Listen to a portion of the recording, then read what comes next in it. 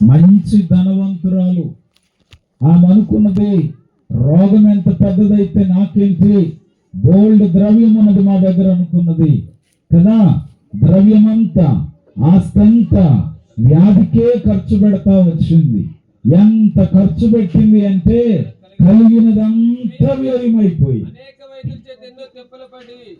ఈ వైద్యుడు కాదని ఆ వైద్యుడని, ఆ వైద్యుడు కాదని మరొక వైద్యుడని కదా. ఆమె తిరగని చోటు లేదు, ఆమె వాడని మందు లేదు, ఆమెకు చెయ్యని పరీక్ష లేదు కదా. ద్రవ్యమంతా వ్యర్థమైపోయింది, ఎంత మాత్రము ప్రయోజనం లేక మరింత జటిలమైంది రోగం. ఆమె యేసును గూర్చి విన్నది. హల్లెలూయా. ఏమని వినుంటది? ఆమె యేసును గూర్చి విన్నది. ఏమని వినుంటది అనేది మనము గమనం చేస్తే, విశ్వాసం ఉంచితే ఆయనకు సమస్తము సాధ్యమేనంట అని విన్నది. ఎంతమంది వైద్యుల దగ్గరకు వెళ్ళాను, ఎన్నో తిప్పలు పడ్డాను, కలిగినదంతా వ్యయం చేసుకున్నాను, స్వస్థపరిచే జీవము గల దేవుని వద్దకు ఒక్క పర్యాయం వెళ్ళొద్దా. వెళ్ళడమే కాదు, వినిన ఆమెకు విశ్వాసం కలిగింది. ఏంటి అంటే, యేసు ప్రభు వారి యొక్క వస్త్రము మాత్రము ముట్టుకోవాలి. వెనక తట్టుగా వెళ్ళింది, వస్త్రం మాత్రం ముట్టుకున్నది. వెంటనే ఆమె రక్తధార. ఎక్కడుంది మర్మము? ఎక్కడుంది మర్మము? విశ్వాసం ఎలా వస్తుంది? ఎలా వస్తుంది? ఎలా వింటే వస్తుంది? శ్రద్ధగా వింటారా? మరి శ్రద్ధగా వింటారా? వింటున్నామండి అని చెప్పరే. అంటే ఇప్పటిదాకా నేనేం మాట్లాడలేదా? ఆల్రెడీ వింటున్నారు. దగ్గరగా చప్పట్లు కొడదాం, దగ్గరగా చప్పట్లు కొడదాం. మిమ్మల్ని తీసుకొని వెళ్ళాలండి యుద్ధానికి, మిమ్మల్ని తీసుకొని వెళ్ళాలి యుద్ధానికి. ఇన్ని వందల మంది ఉన్నాం యుద్ధంలో. మరి దైవ సేవకులముగా మేము ముందు నిలబడి నిన్ను ప్రశ్న వేస్తున్నాం. అమ్మా, 20 వరుసలు యుద్ధంలో 20 వరుసలు నిలబెట్టబోతున్నాం, నిన్నెన్నో వరుసలో పెట్టమంటావు అని అడుగుతాం. అప్పుడు ఏం చెప్తావు? 20వ వరుస నాదేనయ్యా, నేను మొన్నే చెప్పాగా. ఎందుకండి? మొదటి వరుసలో ఉంటే శత్రువు దాడి తట్టుకోలేనేమో నేను. ఆ 19 వరుసలు పోతే పోయినాయి, నేను ఒక్కదాన్ని మాత్రము ప్రశాంతంగా వెళ్ళాలి ఇంటికి. యుద్ధం అంటేనేమో మాట్లాడు, యుద్ధం అంటేనేమో అందరికంటే వెనక వరుసలో ఉంటావు. భోజనాలు అంటే మాత్రము మాట్లాడరు ఏంటండి? ఆ తినేవాళ్ళనన్నా ప్రశాంతంగా తినేస్తావా? ఆ కుర్చీ వెనకే నుంచుంటావు, అటు గదిలిస్తావు, ఇటు గదిలిస్తావు. ఎందుకు వచ్చిన గోడవులే అని వాళ్ళు కూడా పాపం సగంలో ముగించేసుకుంటారు. ఎక్కడ ముందు, ఎక్కడ వెనక? జాగ్రత్త గమనించు. ఇదిగో ఒక క్రైస్తవ బిడ్డ, ఒక విశ్వాసి, ఒక నిఖార్సైన భక్తి చేసే వ్యక్తి యుద్ధములో మొదటి వరుసలో ఉండే సైనికుని వలె పని చేయాలండి. హల్లెలూయా. దగ్గరగా చప్పట్లు కొడదాం, దగ్గరగా చప్పట్లు కొడదాం. ఏం మా ప్రాంతానికి రాలేదు అంటే ఇదంతా బాగా ఏమంటారు, ఇదంతా బాగా తీపులయ్యా, ఇదంతా లాక్కుపోతుందయ్యా, అందుకే రాలేదు ప్రార్థనకి. దేని వైపు చూస్తున్నారు? దేని వైపు చూస్తున్నారండి? జాగ్రత్తగా గమనించండి. దేవుని సన్నిధికి రావాలంటే మాత్రము ఇవన్నీ అడ్డం వస్తాయి. కొంచెం జలుబు చేస్తేనే దేవుని సన్నిధికి ఏం పోదాంలే అనుకుంటున్నావు, ఏ టీవీలోనూ కొంచెం విని ప్రార్థన చేసుకుందాంలే అనుకుంటున్నావు. జాగ్రత్త, దుష్టుడు వేస్తున్న గాలం అది. ఆ గాలానికి చిక్కుబడితే నీ కొరకు ప్రయాసపడి, నీ కొరకు ఆకలి దప్పులతో, చలితో, జాగరణములతో కదా. తరచుగా ఉపవాసములతో ప్రయాసపడే కాపరి యొక్క ప్రయాస ఏమవ్వాలి? జాగ్రత్తగా గమనం చేద్దాం. ప్రియ దేవుని బిడ్డలారా, పరిశుద్ధ గ్రంథములో దేవుని వాక్యం చదువుదాం. కొరింథీ 2వ పత్రికలోనికి రండి. పరిశుద్ధ గ్రంథము కొరింథీ 2వ పత్రిక 4వ అధ్యాయము 7వ వచనం నుండి 13వ వచనం వరకు జాగ్రత్తగా వాక్యం మీద దృష్టి పెట్టండి. మామూలమైనది గాక దేవుని దయ ఉండునట్లు మంటి ఘటములలో ఈ ఐశ్వర్యము మాకు కలదు. హల్లెలూయా. బిగ్గరగా చప్పట్లు కొడతాం అందరూ. ఇంకా ఇంకా ఇంకా బిగ్గర. ఆ చదివిన ఒక్క మాట అర్థమైతే చాలా ఉజ్జీవంగా చప్పట్లు కొడతారు. చాలా చాలా ఉజ్జీవంగా. ఏ ఘటము? ఏ ఘటము? మంటి ఘటములో ఐశ్వర్యము దాచి ఉన్నది మా కొరకు. మేము చూడడానికి మంటి కుండలాగే కనబడతాం. మేము చూడడానికి తృణీకరింపబడిన వారిలాగే కనబడతాం. మేము చూడడానికి చాలా తేలిగ్గానే కనబడతాం. మేము చూడడానికి ఏ విలువ లేని వారిలాగానే కనబడతాం. కానీ మమ్మలను నిర్మించిన పరమ కుమ్మరి మాలో ఐశ్వర్యాన్ని దాచారు. హల్లెలూయా. దగ్గరగా చప్పట్లు కొడతా. దగ్గరగా ఇంకా దగ్గరగా చప్పట్లు కొడతా. నన్ను నిర్మించిన నా పరమ కుమ్మరి నాలో ఐశ్వర్యాన్ని దాచారు. ఏంటి ఆ ఐశ్వర్యము అంటే ఆయన వాగ్దానము చేసిన పరిశుద్ధాత్మయే అతి విలువైన ఐశ్వర్యము. ఆమేన్. చెప్పట్లేదేంటి అందరూ? అంటే వాక్యం మీద లేదు దృష్టి. ముగిస్తే తొందరగా మేము వేసుకొచ్చిన వాహనంలో ఎక్కెళ్ళిపోవాలనుకుంటున్నావు. వెళ్ళనియనుగా నేను, సమస్య లేదు. జాగ్రత్తగా గమనించండి. దేని గురించి మాట్లాడుకుంటున్నా? దేని గురించి మాట్లాడుకుంటున్నా?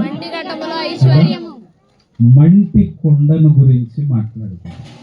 ఎవరు తయారు చేస్తారండి కదా? కుమ్మరి తారి మీద తనకిష్టమైన రూపములోకి మలుస్తారు.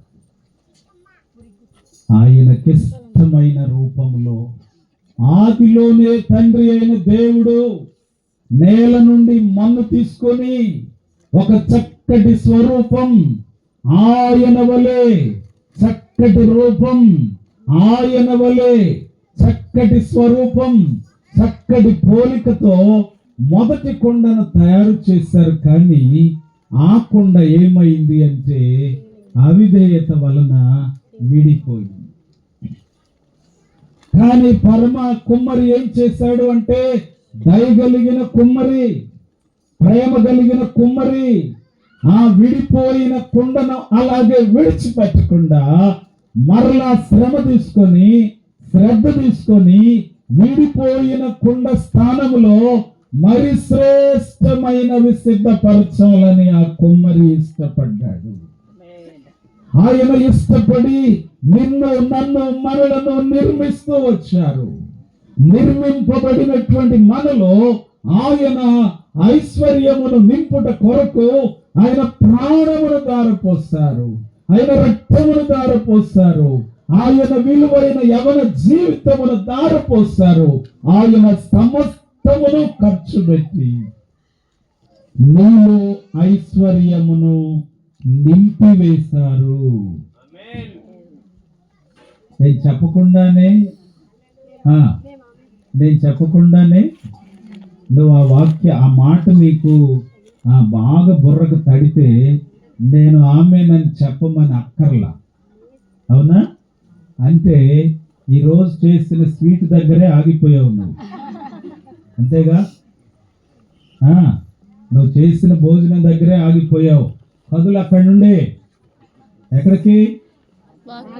ఎక్కడికండి? కుండ దగ్గర కదులు. కుండ దగ్గర వరకే వస్తానంటే నేను ఊరుకోను. అక్కడ నుండి ఎక్కడ కదలాలి?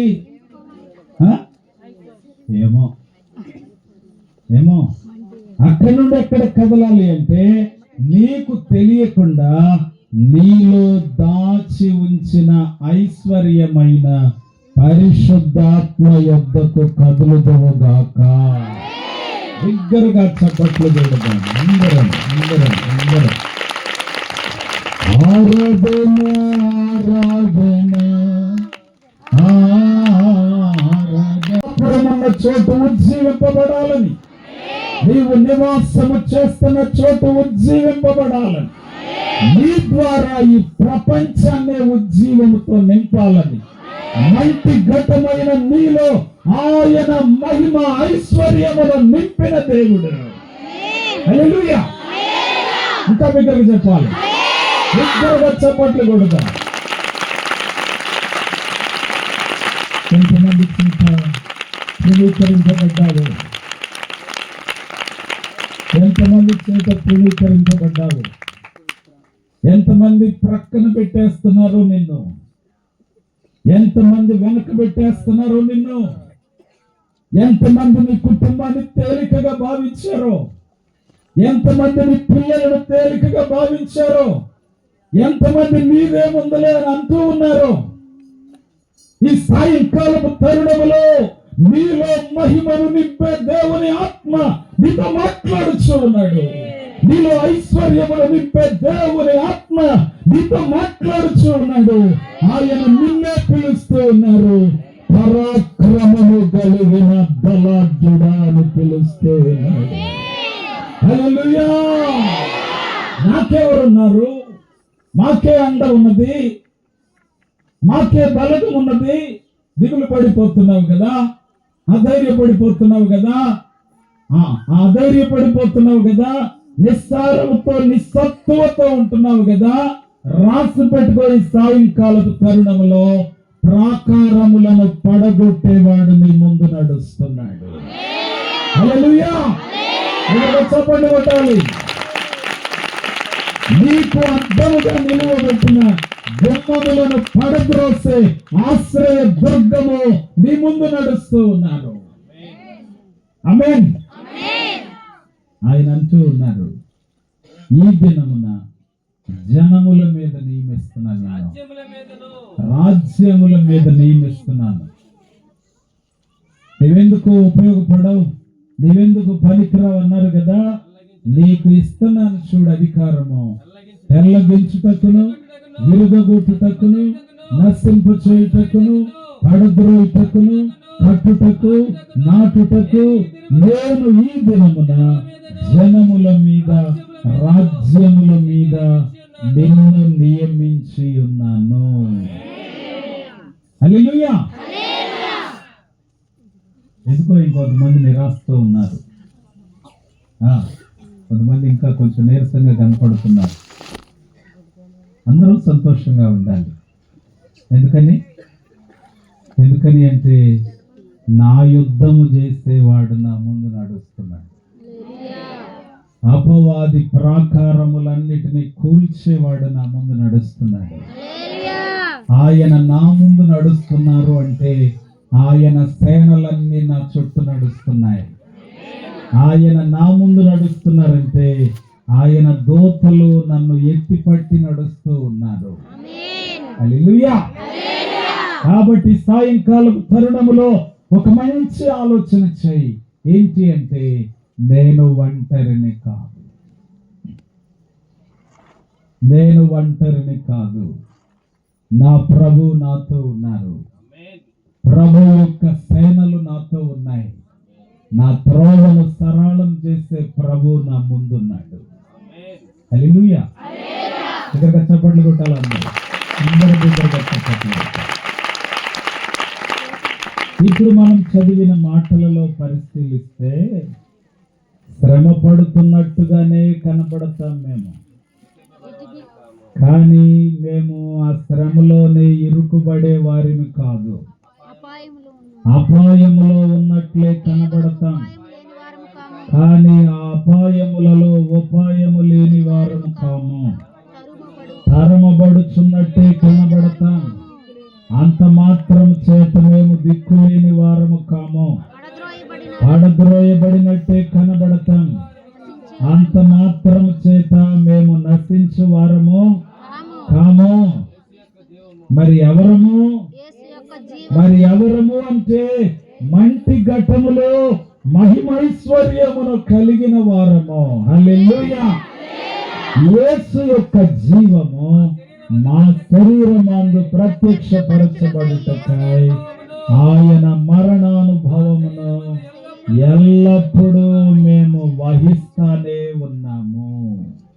సహించు, ఓర్చుకో. సహించుచున్న నీవు ఏలే రోజు ఒకటి ఉంది. ఓర్చుకోవచ్చు నీవు అధికారం చేసే రోజు ఒకటి ఉన్నది. ఆయనే నిన్ను ఇత్తడి ప్రాకారముగా, ఇత్తడి తలుపులుగా ఆయన చేయబోతూ ఉన్నారు. ఇనుప స్తంభముగా, ఇత్తడి గోడగా నిన్ను చేయబోతున్నారు ఆయన. హల్లెలూయా. దగ్గరగా చప్పట్లు కూడా. ఆయనకు ఒక ఉన్నతమైన ప్రణాళిక, నీ ఎడల ఆయన ఒక ఉన్నతమైన ప్రణాళిక కలిగి ఉన్నారు. నీ నిమిత్తమై ఆయనకు ఉన్న ప్రణాళిక ఏంటి అంటే, ఒక యజమాని ఇంటిలో ఉన్న ఒక ఘనమైన పాత్రగా నిన్ను మలచాలనుకుంటున్నాను. యజమాని మాటి మాటికి వాడుకునే పాత్రగా నిన్ను చూడాలనుకుంటున్నాను. పొంగి పొరలేని పాత్రగా నిన్ను చూడాలనుకుంటున్నాను. నిన్ను వెలలేని పాత్రగా చూడాలని ఆయన అనుకుంటలే. పనికిరాని పాత్ర అని పిలువబడుచు ఉన్నావేమో, వెలలేని పాత్ర అని పిలువబడుచున్నావేమో, ఎందుకు పనికిరావు అని అంటూ ఉన్నారేమో. ఇదిగో ఈ కూడికకు ఆయన ఆత్మ ఎందుకు తెచ్చుకున్నాడంటే, నిన్ను పొంగి పొరలేని పాత్రగా చేయుట కొరకు తెచ్చుకున్నాడు. హల్లెలూయా. దగ్గరగా చప్పట్లు కూడా, దగ్గరగా చప్పట్లు కూడా. అందుకే మంటి ఘట్టములో ఉన్న ఐశ్వర్యము అందరికీ తెలియదు. వాళ్ళు అనుకుంటారు మేము శ్రమ పడుతున్నామని, వాళ్ళు అనుకుంటారు మేము అపాయంలో ఉన్నామని, వాళ్ళు అనుకుంటారు మేము తరమబడుతున్నామని, వాళ్ళు అనుకుంటారు మేము పడద్రోయబడుతున్నామని. కాదు కాదు, మాలో ఆయన నింపిన ఐశ్వర్యము గొప్ప కార్యమును చేయబోతున్నాడు. ఆమేన్. దగ్గరగా చప్పట్లు కొట్టాలి అందరూ, దగ్గరగా చప్పట్లు.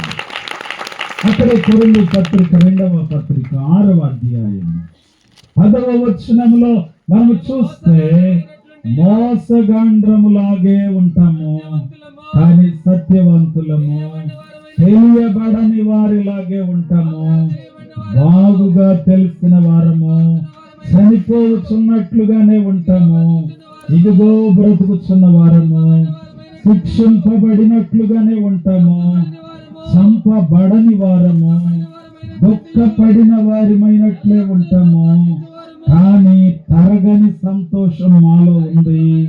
దరిద్రులములాగే కనబడతాము కానీ అనేకులకు ఐశ్వర్యము కలిగిస్తాము. ఏమియో లేని వారమైనట్లుండి సమస్తమును. దగ్గరగా చప్పట్లు, దగ్గరగా చప్పట్లు.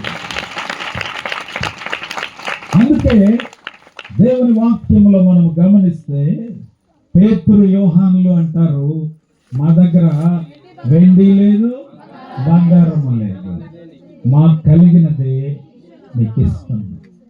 మా దగ్గర మాట్లాడాలి, వెండి లేదు, మరేముంది? మా ప్రభువు మాలో నింపిన ఐశ్వర్యం మా దగ్గర ఉన్నది. హల్లెలూయా. మా ప్రభువు మాలో దాచిన ఐశ్వర్యం ఉన్న మా దగ్గర. ఆ ఐశ్వర్యమే ఆయన ప్రశస్తమైన నామము. ఆ ఐశ్వర్యమే ఆయన మాకు వాగ్దానం చేసిన పరిశుద్ధాత్మ. కాబట్టి ఆ నామములో నీవు లేచినాడు. లేచాడా లేదా? నడిచాడా లేదా? గంతులు వేశాడా లేదా? అందరూ చూసి ఆశ్చర్యపోతున్నారు. బంగారం చేస్తుందా ఆ పని? వెండి చేస్తుందా ఆ పని? వజ్రాలు చేస్తాయా ఆ పని? ఏది చేసింది అంటే, మంటి ఘటములో నింపబడిన ఐశ్వర్యము ద్వారా జరిగిందా కార్యము? గొప్ప కార్యములు చేయించబోతున్నాడు ప్రభు నీ ద్వారా. ప్రాకారములను పడగొట్టే ప్రభు నీతో ఉన్నారు, నీలో ఉన్నారు. నీ పిల్లలతో కూడా ఆయన నడవడానికి ఇష్టపడుతూ ఉన్నారు. నీ కుటుంబమును ఉన్నత స్థలముల మీద నడిపించడానికి ఆయన ఇష్టపడుతూ ఉన్నారు. నీవనుకుంటున్నావు మాదే ముందులే, మేమే పాటి వారిములే, మా కుటుంబాలు ఎన్నిలే, మా ఇంటి పేరటోళ్ళు ఎంతమందిలే. వాస్తవం చెప్తున్నాను, మా బంధువులు ఎవరో కూడా తెలియదు ఇంతవరకు. అలా పెంచారు మా అమ్మ మా నాయన. ఏ సెలవులకి ఎవరింటికి తీసుకెళ్లేవాళ్ళు కాదు. సెలవు వస్తే 4-5 సార్లు ప్రార్థన పెట్టేవాళ్ళు ఇంట్లో నాన్నగారు మా 4 పిల్లలకి. ఇప్పుడు ఏదైనా ఊర్లు ఇలా సువార్త చెప్పడానికి వెళితే, అయ్యా బాగున్నావా, రంగారావు నాయనోళ్ళ చివరబ్బాయి కదా నువ్వు? అవునక్క, నువ్వు ఏంటి అక్క అంటావు? అప్పో చాలు గాని, నేను అక్కను కాదు అయ్యేది నీకు, ఇంకెప్పుడు అట్ట అనబాక, నేను ఇదిగో పలానా వరుస అవుతాను నీకు అని చెప్తారు. అంటే అసలు వాళ్ళు ఎటువైపు నుండి బంధువులో వాళ్ళు మాకేమవుతారో అవన్నీ తెలియకుండా ఎవరితో బాగా పరిచయం పెంచుకుంటా పెంచారు మా అమ్మ మా నాయన అంటే, మాలో ఐశ్వర్యమును నింపే ఆయన పరిచయమును పెంచుకుంటా పెంచారు. ఐశ్వర్యమును నింపే ప్రభువును పరిచయం చేయని కుమారుడికి, ఐశ్వర్యమును నింపే ప్రభువును పరిచయం చేసుకో ప్రియ కుమార్తె. వాళ్ళ పరిచయం కొరకు వీళ్ళ పరిచయం కొరకు వెంపర్లాడుతున్నావేమో. వాళ్ళు మాట్లాడితే బాగుండు, వీళ్ళు మాట్లాడితే బాగుండు, వాళ్ళైతే సహాయం చేస్తారు, వీళ్ళైతే సహాయం చేస్తారు అనే వ్యర్థమైన మనస్సులో ఉన్నావేమో. ఈ సాయంకాలపు తరుణంలో నీలో ఐశ్వర్యమును నింపే దేవాది దేవుణ్ణి నీకు పరిచయం చేస్తున్నాను. ఆయన నామమందు నీవు విశ్వాసం ఉంచగలిగితే ఆయన నీకు సమస్తమును సమకూర్చి జరిగిస్తారు. హల్లెలూయా! బిగ్గరగా చప్పట్లు కొడదాం, బిగ్గరగా చప్పట్లు. ప్రియా దేవుని బిడ్డలారా, పరిశుద్ధ గ్రంథము న్యాయాధిపతుల గ్రంథము 7వ అధ్యాయము 19వ వచనం నుండి 22వ వచనం వరకు మనము గమనిస్తే, అక్కడ ఒక భయస్థుడున్నాడు, ఒక సొమ్మసిలిన వాడు ఉన్నాడు, ఒక పిరికి పంద ఉన్నాడు, ఒక గానుగ చాటున మిద్యానీయులకు భయపడి గోధుమలు దొల్లగొట్టుకుంటూ గానుగ చాటునే ఉన్నాడు. భయపడిపోతున్నాడు, సొమ్మసిల్లిపోయాడు, దాగుకుంటున్నాడు, పిరికి పంద అయ్యాడు. ఎవరు పరిశీలిస్తున్నారు? ఐశ్వర్యమును నింపే దేవుని కనులు ఆ పిరికి పందను పరిశీలిస్తున్నాయి. ఆయన అనుకుంటున్నాడు, నేను పెద్ద భయస్థుడను, నేను సమస్యలైన వాడను, నేను ఒక పిరికి పందను, నా వల్ల ఏమి కాదని గిద్యోను తనలో తాను అనుకుంటూ ఉంటే, దేవుని కన్నులు ఆ దృష్టితో చూడలేదు. దేవుని ఉద్దేశం అలాగా లేదు. దేవుని చిత్తము దేవుని ప్రణాళికలో లేదు. పిలవడమే డైరెక్ట్ గా పరాక్రమము గల, హల్లెలూయా, దగ్గరగా చప్పట్లు కొట్టాలి అందరం దగ్గరగా పరాక్రమము కలిగిన బలాఢ్యుడా యెహోవా నీకు ఐశ్వర్యమును నింపే ఆయన నీ దగ్గరే ఉన్నారు. మామూలుడు కాదు ఈ పిరికి పంద, పేరుకు పిరికి పందే గాని మామూలుడు కాదు. ఎదురు ప్రశ్న వేస్తున్నాడు, తోడుగా ఉన్నావా? ఉంటే మా పితరులప్పుడు జరిగిన ఆ అద్భుతాలన్నీ ఏమైపోయినాయి? అప్పుడు జరిగిన ఆశ్చర్య కార్యాలన్నీ ఏమైపోయినాయి అని ప్రశ్న ఇస్తాడు. అలా ప్రశ్న ఇగానే నిజమే లేవయ్యా, అప్పుడు అద్భుతాలు, అప్పుడు ఆశ్చర్య కార్యాలన్నీ ఇప్పుడు లేవులే అన్నాడా? లేదు. దేవుని వాక్యం అంటున్నది, భయపడకు, నేను నీకు తోడై ఉందును. నేను తోడై ఉంటాను నీకు. ప్రభు తోడై ఉండి ఏర్పాటు చేసుకున్న తర్వాత మనము పరిశుద్ధ గ్రంథము 6వ అధ్యాయం న్యాయాధిపతులు 12వ వచనంలో చూస్తే, కనబడి పరాక్రమము కలిగిన బలాఢ్యుడా, యెహోవా నీకు తోడై ఉన్నాడు. ప్రభు తోడై ఉన్నాడు. దేవుని తోడును మోసుకొని వెళ్ళుదవుగాక ఈ స్థలమును. ఆయన బలమైన మహిమను తీసుకొని వెళ్ళుదవుగాక. ఆయన రెట్టింపు అభిషేకమును తీసుకొని వెళ్ళుదవుగాక. దగ్గరగా చెప్పండి. నీ దృష్టికి బలహీనుడవే, నీ దృష్టికి బలహీనుడవు, సమస్యలను వాడవు, భయస్థుడవే. కానీ దేవుని దృష్టిలో నీవు పరాక్రమము కలిగిన బలాఢ్యుడవు. పెళ్లగించే అధికారం నీ చేతికి ఇవ్వాలని ఆయన ఆశపడుచు ఉన్నాడు. విరగొట్టే అధికారం నీ చేతికి ఇవ్వాలని ఆయన ఆశపడుచు ఉన్నారు. కట్టుటకు, నాటుటకు, నశింపజేయుటకు, పడద్రోయుటకు, జనముల మీద, రాజ్యముల మీద నిన్ను నియమించి ఉన్నాను. హల్లెలూయా. జాగ్రత్త గమనం చేద్దాం.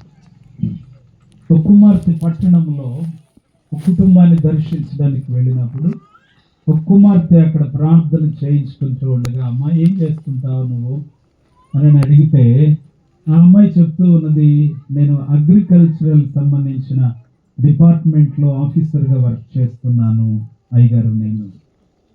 అవునా, ఎక్కడ, ఏ ఊరు మీది, మీ పేరెంట్స్ ఏం చేస్తారు అంటే, మా అమ్మ మా నాయన ఇద్దరు కూలి పనులు చేసుకునే వాళ్ళే. మా అమ్మ మా నాయన కూలి పనులు చేసుకుంటూ మమ్మల్ని చదివించారు. నాకు భారం కలిగింది కష్టపడి చదువుకోవాలని. నేను ఇప్పుడు ఆఫీసర్ని అయ్యాను. గవర్నమెంట్ వెహికల్ ఇవ్వబడింది, నాకు డ్రైవర్ ఉన్నాడు. నేను ఎక్కడికి ప్రయాణం చేయాలన్నా గవర్నమెంట్ వెహికల్లో నేను జర్నీ చేస్తూ ఉంటాను అయ్యగారు నేను.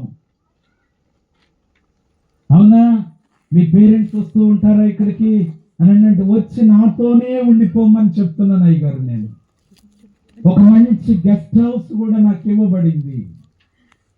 ఏం చేస్తారంటే వాళ్ళ అమ్మ నాయన, ఈ అమ్మాయి ఏ స్టేజ్కి వెళ్ళింది, జాగ్రత్తగా గమనం చేసుకోండి. గొప్ప కార్యమును ప్రభు ఒక కుమార్తెగా నీ జీవితంలో చేయబోతున్నా. గొప్ప కార్యమును ఒక కుమారునిగా నీ జీవితంలో చేయబోతున్నా. గానుగ చాటున ఉన్న గిద్యోనును న్యాయాధిపతిగా మార్చిన దేవుడు, గానుగ చాటున తిరిగి పండుగ ఉన్న గిద్యోనును విజయశీలునిగా లేవనెత్తిన దేవుడు నిన్ను, నీ పిల్లలను, నీ కుటుంబమును విజయ పదవిలో నడిపించడానికి ఇష్టపడచ్చు. హల్లెలూయా.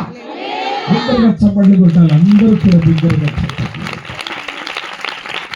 దేవుడేమో పరాక్రమము కలిగిన బలాఢ్యుడా అని పిలిపిస్తుంటే, దయ్యమేమో అధైర్యపరుస్తూ ఉంటాడు.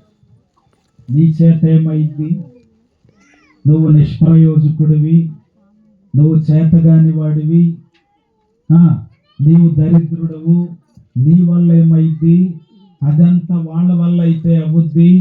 ఈ అబద్ధాలన్నీ కూడా, అబద్ధములకు జనకుడు ఏం చేస్తాడంటే ముందు నీలో పిరికితనమును నూరిపోస్తాడు. కానీ ఆ పిరికితనం అంతటిని విరగగొట్టుటకు నీలో ఐశ్వర్యమును నింపే దేవుడు ఆయన స్వరక్తమిచ్చి నిన్ను వెలబెట్టి కొన్నారు. హల్లెలూయా. నిన్ను వెలబెట్టి కొన్నది ఎందుకంటే ఆయన ఐశ్వర్యమును నీలో దాచుట కొరకు. చెప్పలేదు అందరూ? ఇంకా బిగ్గరగా చప్పట్లు కూడా. నువ్వుంటే నాకు చాలు, అందరూ విజయంగా బిగ్గరగా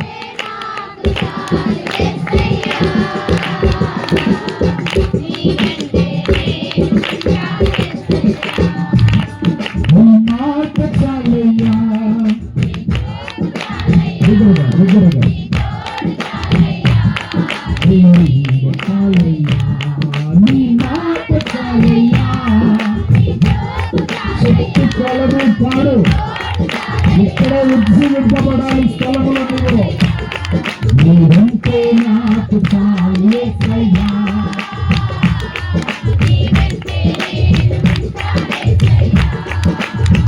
ఇంకా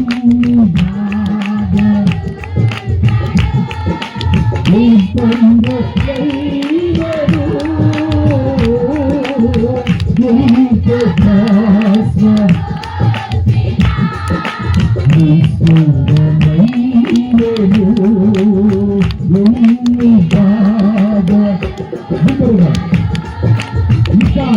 బిగ్గరగా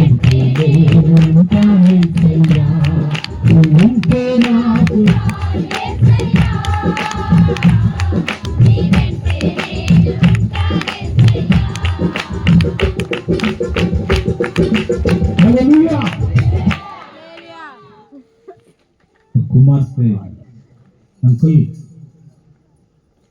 ఏ టెస్ట్ అటెండ్ అయినా, ఏ జాబ్ అటెండ్ అయినా 6th ప్లేస్లో ఉన్నాను అనుకోండి, ఫస్ట్ 5 ప్లేసెస్లో ఉన్న వాళ్ళనే పిలుస్తారు ఇంటర్వ్యూకి. అలాగే సరే ఇంకొంచెం రోషం కలిగి చదివి ఇంకా పెద్ద ఎగ్జామ్కి వెళ్ళాను అనుకోండి, అక్కడ 7th ప్లేస్లోకి వచ్చాను అనుకోండి, 6th ప్లేస్ వరకు ఉన్న వాళ్ళని పిలుస్తారు ఇంటర్వ్యూకి. నన్ను ఒక్కదాన్ని విడిచిపెట్టారు.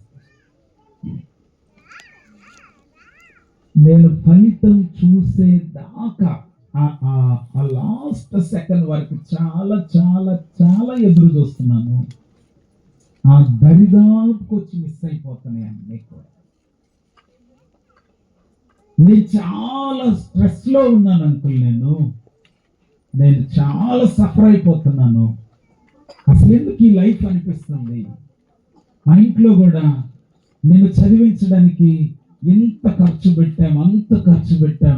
వాళ్ళకు వచ్చినాయి జాబులు, వీళ్ళకి వచ్చినాయి జాబులని చాలా మాట్లాడుతుంటే నా మనసు అంత వేదనకు గురైపోతుంది. ఇంకెందుకు ఈ లైఫ్ అని అనిపిస్తుంది అంకుల్ నాకు అని అంటే, ఆ మాటలు చెప్తూ వెక్కి వెక్కి ఏడుస్తుంది ఆ పాప. ఆ మాటలు చెప్తూ ఉంటే నవ్వాను నేను. అమ్మ ఏడుస్తుందని నేను ముఖం విచారంగా పెట్టుకోలేదు, నవ్వాను. పిచ్చిదానా, 6th ప్లేస్ దాకా వెళ్ళిన ఉద్యోగంలో జీతం ఎంతంట అని అడిగాను. అంకుల్ అక్కడ జీతం 60,000 అంట అంకుల్. 7th ప్లేస్లో దాకా వెళ్ళావు కదా, అక్కడ జీతం ఎంతంట 80,000 అంట అంకుల్. 1,50,000 జీతం వచ్చే ఉద్యోగాన్ని దేవుడు నీ కొరకు దాచి ఉంచాడు. ధైర్యం పెట్టుకోండి. అందుకని దేవుడు ఈ చిన్న వాటిని నీకు అప్పగించటం లేదు, నీకు ఉన్నతమైనది దాచి ఉంచాడు. హల్లెలూయా. ఒక్కరిగా చప్పట్లు కొడదాం. అప్పటి వరకు పరిస్థితులన్నీ కూడా ఇలాగే గలిబిలిగానే కనబడతాయి. వాటి వెనుక దేవుని ఉన్నతమైన చిత్తము జరగబోతుంది. ధైర్యంగా ఉండాలి. ఆశ్చర్యకరుడైన దేవుడు ఎప్పుడో అప్లై చేస్తామో ఆగిపోయినాయి అవి. అందులో ఆ సెలక్షన్ జరిగే వాటిలో నా పేరు ఉన్నదన్న సంగతి నాకు తెలియదు అంకుల్. మా స్నేహితురాలు ఫోన్ చేసింది, ఇదిగో అబ్బాయి నా పేరు లేదు కానీ నీ పేరు ఉందని చెప్పింది. ఇదిగో ఆ ఇంటర్వ్యూకి వెళ్ళబోతున్నాను. ఆ సెలెక్ట్ చేసే జాబితాలో అంతకు ముందు 6th ప్లేస్ లో 7th ప్లేస్ లో ఉన్న అమ్మాయి 1st ప్లేస్ లో కూర్చున్నది. బిగ్గరగా చెప్పండి. దేవుడు ఉన్నతమైన ప్రణాళికను కలిగి ఉన్నాడు నీ కొరకు. నిరాశపడిపోతున్నావు, నిరీక్షణ లేకుండా ఉంటున్నావు. దుష్టుడైన అపవాది మాటి మాటికి నిన్ను డిస్కరేజ్ చేస్తూ ఒక్క మాట ఎంకరేజ్ చేస్తే మాట లేకుండా చేసేసాడు నీ జీవితం అంతా. నా ప్రభువు నీతో మాట్లాడుతూ ఉన్నారు ఈ సాయంకాలం తరుణంలో.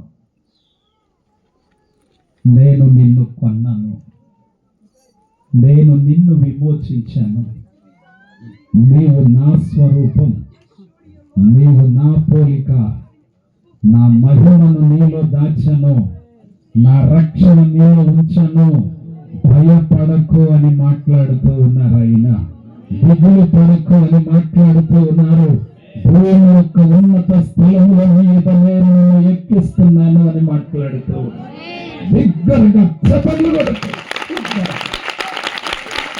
ఇంకా బిగ్గరగా చెప్పండి కొడుకు. సాయంకాల తరుణములో ధైర్యం తెచ్చుకో. నాలో ఉన్నవాడు లోకములో ఉన్నవాని కంటే గొప్పవాడు నాలో ఉన్నాడు. లోకములో ఉన్నవాని కంటే గొప్పవాడు నాలో ఉన్నాడు. ఆయనకు సమస్తము హల్లెలూయా సమస్తమును సాధ్యపరిచే దేవుడు పరాక్రమము కలిగిన బలజ్జుడా అని పిలిపించి బలపరిచి నిలబెట్టి అంటున్నారు, నేను నీకు తోడై ఉన్నాను, నేను నీకు తోడై ఉన్నాను. చూడు, యుద్ధానికి బిలు ఎంతమంది వస్తారో పిలిస్తే ఎంతమంది వచ్చారండి? 32,000 మంది. అంతకుముందు అందరూ పిరికి పంది అన్నారు కదా. అంతకుముందు అందరూ చేతగానోడు ఆ గానుగు చాటునే పడి ఉంటాడు, ఎప్పుడు ఊరికే శత్రువు అంటే వణికిపోతా ఉంటాడు అన్నవాళ్లే వచ్చి 32,000 మంది నిలబడితే 32,000 మందిని తీసుకొని వెళ్ళి గిద్యోను విజయం సాధిస్తే వాళ్ళ వల్లే విజయం వచ్చిందంటారు. గిద్యోను, నేను గొప్ప ఘనత నీ కొరకు దాచాను, వాళ్ళ ద్వారా రావడానికి వీల్లేదు. ఆ ఘనత ఫిల్టర్ చేసినాయి. మీలో ఎవడు భయపడి వణుకుతున్నాడు వాడు గిలాదు కొండను దిగి వెళ్ళిపోండి అని చెప్పగానే 32,000లో 22,000 మంది దిగి వెళ్ళిపోయారు. ఎంతమంది మిగిలారు? వాళ్ళు కూడా అక్కర్లేదు. గిద్యోను, నీకు ఫిల్టర్ చేయి, వాళ్ళని ఫిల్టర్ చేయి, ఇదిగో నీళ్ళ దగ్గరకు దిగచేయి వాళ్ళని అన్నప్పుడు విచిత్రంగా ప్రవర్తించారు ఒక 300 మంది. అంటున్నారా? ఎంతమంది వెళ్ళారు నీళ్ళ దగ్గరికి? 10,000 మంది. 10,000 మంది వెళ్ళారు. 10,000 మందిలో 9,700 మంది మోకాళ్ళ మీదకి కృంగారు. 300 మంది మోకాళ్ళ మీద కృంగకుండా దోసులతో తీసుకొని గతుకుతూ ఉన్నారు. మీరు ఎందుకంటారు? మోకాళ్ళ మీద కృంగితే శత్రువు వచ్చి పడితే మోకాళ్ళ మీద నుండి లేచేలోకి వాడు గెలిచేస్తాడు. నేను త్రాగే నీళ్ళ కోసం మోకాళ్ళ మీద కృంగడం ఏంటి అని చేతితో నోటికి అందించుకున్నారు. దేవుని కన్నులు చూస్తాయి. ఆ ప్రత్యేకమైన 300 మంది చాలు మీకు. హల్లెలూయా. ఆ 300 మందిని కూడా 3 సమూహములుగా చేసి 3 గుంపులుగా చేసి ఏం తీసుకెళ్ళాలి ఇప్పుడు? యుద్ధానికి ఏం చెప్పాడు గిద్యోను? మీరు 300 మంది ఒక్కొక్కడు ఒక్కొక్క కుండ తేవాలని చెప్పాడు. ఆ 300 ఏంటి మళ్ళీ చెప్పు అన్నారా? ఎక్కడికి వెళ్తున్నా మాట్లాడాలి. ఎక్కడికి బయలుదేరా? ఏం తెచ్చుకోమంటున్నాడు? ఏం తెచ్చుకోమంటున్నాడు? ఒక్కొక్కడు ఒక్కొక్క కుండ తెచ్చుకోండి బాయ్ అని అంటే ఎంత విచిత్రమో ఇది. కదా. యుద్ధానికి పోతూ కుండ తీసుకెళ్ళి ఏం చేసుకుంటాం? అది ఒక అడ్డం కాకపోతే ఆ కుండలో దివిటి పెట్టండి అయ్యా, అది శత్రువు కనపడకూడదు. అది కనపడే రోజు ఒకటి వస్తుంది, అది కనపడాల్సిన సమయం ఒకటి వస్తుంది. దానిని చేతితో ఎత్తి ఆ వెలుగును చూపించే సమయం ఒకటి వస్తుంది. దానిని దాయండి ఆ కుండల్లో, బోర కూడా తీసుకొని రండి, నన్ను చూడండి, నేను చేసినట్లు చెయ్యండి. ఎప్పుడు ఏం చేశాడు అనేది మనం గమనిస్తే గిద్యోను యొక్క యుద్ధ నైపుణ్యం అంతా కూడా చాలా చాలా చాలా డిఫరెంట్ గానే నడిచింది. కొండలు ఏం చేయబడ్డాయి? మాట్లాడాలి. కొండలు ఏం చేయబడ్డాయి? ఏమున్నాయి కుండల్లో? మాట్లాడాలి. ఏమున్నాయి కుండల్లో? ఎవరి కుండ? ఎవరి కుండ? నేనే. నాలో ఏముంది? నాలో దివిటి ఉంది. దివిటి బయటకు రావాలంటే నేను పగలగొట్టబడాలి. నేను పగలగొట్టబడాలంటే వాక్యం అనే సుత్తి దెబ్బ నాకు బలంగా తగలాలి. నేనెప్పుడైతే విరుగుతానో, నేనెప్పుడైతే పగులుతానో, నాలో ఉన్న దివిటి యొక్క మంట మండడం ప్రారంభిస్తుంది.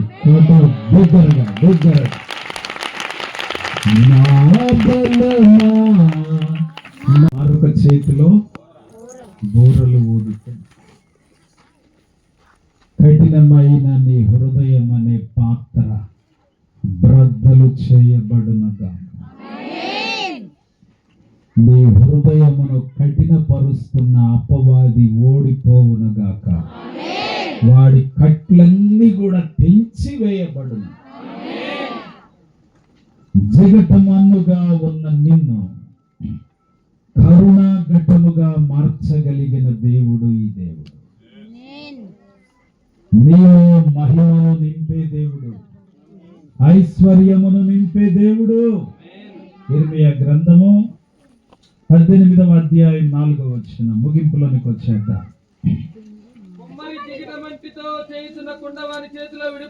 వారి చేతిలో విడిపోగా ఆ జిగటమును మరలా తీసుకొని తనకు యుక్తమైనట్టుగా మరి ఒక కుండను, ఆ విడిపోయిన కుండయే ఏదేను తోటలో ఉన్న ఆదాము, ఆ మరి ఒక కుండయే నీవు చేసిన. ఆయన ఒక ప్రణాళిక పెట్టుకున్నాడు. మనలో ఏమి నింపాలని? ఐశ్వర్యమును. నీవు వట్టి పాత్రవు కాదు, నీవు ఖాళీ పాత్రవు కాదు, సమృద్ధి అయిన జీవముతో నింపబడిన పాత్రవు, బలమైన పరిశుద్ధాత్మతో నింపబడిన పాత్రవు. నీలో దివిటి మండుచునే ఉండాలి. వాక్యం అంటుంది ఇర్మియా గ్రంథం 20వ అధ్యాయం 9వ వచనం. త్వరగా చదువుదాం. ఆయన పేరు నేను ఎత్తను, ఆయన నామమును బట్టి ప్రకటింపను అని నేను అనుకోనగా అది నా హృదయములో అగ్ని వలె మండుచు, నా ఎముకలలో. హల్లెలూయా. దగ్గరగా చప్పట్లు కొడదామా? దగ్గరగా చప్పట్లు. ఒక చేతిలోనేమో దివిటి, మరొక చేతిలోనేమో బోరలు ఊదుచు ఉన్నాయి. బోరలు ఊదుతుంటేనంట దేవుని బిడ్డల నరములలో ఉన్నటువంటి బలము ప్రేరేపణకు గురై ఇంకా యుద్ధములో దూసుకుపోయే శక్తి పనిచేసిందంట. వాళ్ళందరూ బోరలు ఊదుతూ ఉంటే దేవుని వాక్యములో వ్రాయబడిన మాట, గిద్యోను ఖడ్గమే యెహోవా ఖడ్గముగా పనిచేస్తూ వచ్చింది. దేవుడే జోక్యం చేసుకున్నాడు. ఒకడు ఏకమైన ఒక మనుషుని చంపినట్టుగా గిద్యోను మిద్యానీయులను. ఒకప్పుడు ఎక్కడున్నాడు? మాట్లాడు. ఒకప్పుడు ఎవరు? ఏం మాట్లాడాడు అంటే, మా గోత్రముదేముందయ్యా, మా కుటుంబము ఏ పాటిదయ్యా, న్యాయాధిపతిగా ఉండటానికి నేనెందుకు పనికి వస్తానయ్యా, నా మార్కులు ఎందుకు పనికి వస్తాయి, నా స్టేజ్ ఎందుకు పనికి వస్తుంది అని అనుకుంటున్నావు కదా. నీ జీవితంలోనే గొప్ప కార్యం చేయడానికి ప్రభు ఇష్టపడతాడు. హల్లెలూయా. బిగ్గరగా చప్పట్లు కొట్టాలి. ఆయన కొరకు హృదయము ప్రద్దలైన స్థితిలోనికి రా, ఆయన కొరకు మండే స్థితిలోనికి రా, ఆయనను బలంగా స్తుతించే స్థితిలోనికి రా. నీ చరిత్రను మార్చబోతున్నాడు ఆయన. బిగ్గరగా చప్పట్లు కొడతాను. బిగ్గరగా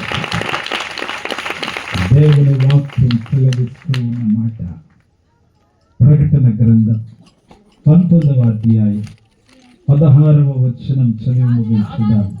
రాజులకు రాజు, ప్రభువులకు ప్రభు, ప్రభువులకు ప్రభువు అను నామము ఆయన వస్త్రం మీద తొడ మీదను వ్రాయబడిన. మరియు ఏ పేరు వ్రాయబడింది అనేది మనం చదివాము. రాజులకు రాజు, ప్రభువులకు ప్రభువు అనే నామము ఆయన వస్త్రం మీద రాసి విజయమునకు సూచన. బిగ్గరగా చప్పట్లు. మహిమ అయిందే, ఘనత అయిందే, బలము అయినదే, రక్షణ కూడా ఆయనే. నీ మంటి ఘటములో ఐశ్వర్యమును నింపడానికి నిశ్చయించారు. ఈ సాయంకాలపు తరుణంలో సమృద్ధి అయిన పరిశుద్ధాత్మతో నీవు నింపబడి క్రొత్త పాత్రముగా, పొంగి పొరలడి పాత్రగా వాడబడుదువుగాక. నీలో మరుగయున్న అగ్ని రగల్చబడునుగాక. నీలో ఉన్న ఐశ్వర్యము ప్రేరేపింపబడి మండునుగాక. ఆయన తేజస్సు, ఆయన ప్రకాశము బలముగా నీలో పనిచేయునుగాక. బిగ్గరగా చప్పట్లు కొడుతూ ప్రభు నామాన్ని మహిమపరుద్దాం. న్యాయాధిపతుల గ్రంథం 7వ అధ్యాయం 25వ వచనంలో శత్రు రాజులను పట్టుకున్నారు. మరియు మిద్యాను అధిపతులైన ఓరేబు, జయోబు అను ఇద్దరిని పట్టుకొని ఓరేబు కొండ మీద ఓరేబును చంపిరి. జయోబు ద్రాక్షల తోట వద్ద జయోబును చంపి, చూడండి, ఆ అధిపతులను చంపి వాళ్ళ తలలు పట్టుకొని గిద్యోను దగ్గరకు బోరలు ఊదుకుంటా వస్తున్నారు. హల్లెలూయా. ఎవరి ఖడ్గములాగా పనిచేసిందంటే గిద్యోను ఖడ్గము యెహోవా ఖడ్గము వలె పనిచేస్తుంది. అదే నీలో మరుగై ఉన్న ఐశ్వర్యము. ఆ అధిపతి చేస్తాడేమో, ఈ అధికారి చేస్తాడేమో, ఆ మినిస్టర్ చేస్తాడేమో, ఈ మినిస్టర్ చేస్తాడేమో, ఆయన చేస్తాడేమో, ఈయన చేస్తాడేమో, నా పక్షం, నా పిల్లల పక్షాన పనులని ఎదురు చూసి చూసి చూసి అలసిపోయావు, చాలా ఖర్చు అయ్యావు. ఈ సాయంకాలం నీలో ఐశ్వర్యమును దాచిన అధిపతి నీతోనే ఉన్నారు.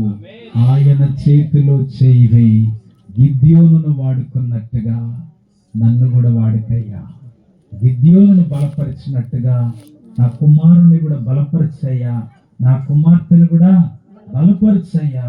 ఆ ఐశ్వర్యము అనబడే పరిశుద్ధాత్మ బలముగా మాలో నింపు ప్రభు అని ప్రార్థన చేసుకుందాం. ప్రార్థన ప్రార్థన ప్రార్థన. Yes lord. ప్రార్థన చేద్దాం అందరము కూడా. Yes lord. నింపబడాలి, నింపబడాలి, నింపబడాలి. లేచి నిలబడదామా అందరము కూడా. హృదయపూర్వకముగా లేచి నిలువబడి మన రెండు హస్తములు ప్రభు తట్టు చాపి పరిపూర్ణముగా నేను నింపబడాలి ప్రభువా. ఈ స్థలములో నుండి పరిపూర్ణముగా నేను నింపబడి కదలాలి ప్రభువా. నన్ను తాకండి నాయనా, నన్ను బలపరచండి ప్రభువా. జయశీలునిగా నన్ను మలచండి ప్రభా. విద్యోనుడు మలచినట్టుగా నన్ను కూడా మలచండి ప్రభా. నన్ను బలపరచండి నాయనా. పరాక్రమము కలిగిన బలాఢ్యుడా అని పిలిచిన దూత శబ్దము ఈ సాయంకాలపు తరుణములో నిన్ను కూడా పిలుస్తూ ఉన్నది. నాకు సహాయం చేయండి. అందరం ప్రార్థన చేస్తే ఎంత దేవుని ఆత్మ సంతోషిస్తాడో కదా.